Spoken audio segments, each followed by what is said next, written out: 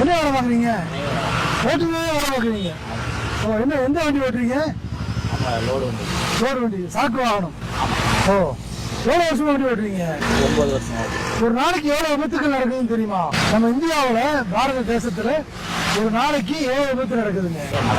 நிறைய நடக்குது. ஒரு நிமிஷத்துக்கு ஒரு விபத்து நடக்குது. 3 நிமிஷத்துக்கு ஒருத்தர் இறந்துடுறாங்க. அவங்க இடத்துலயே நடக்கிறது.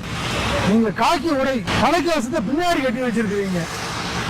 யார் காவலர்களுக்கு பயந்தா பார்த்தா ஓரளவு நிப்பாட்டி எடுத்து போட்டுக்கலாம்டா. நீங்களே காக்கி உடை காவல் காக்கிற உடை தான் அது. அப்ப எவ்வளவு ஒரு கண்ணியமானது ஒரு பணி உங்களுது.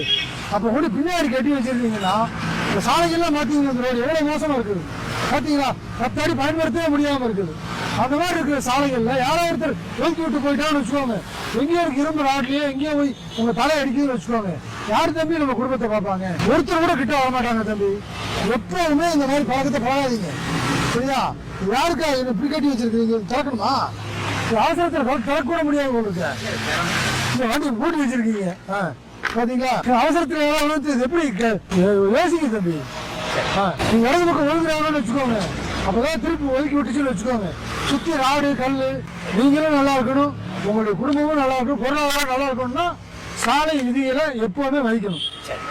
பத்திரமா போங்க.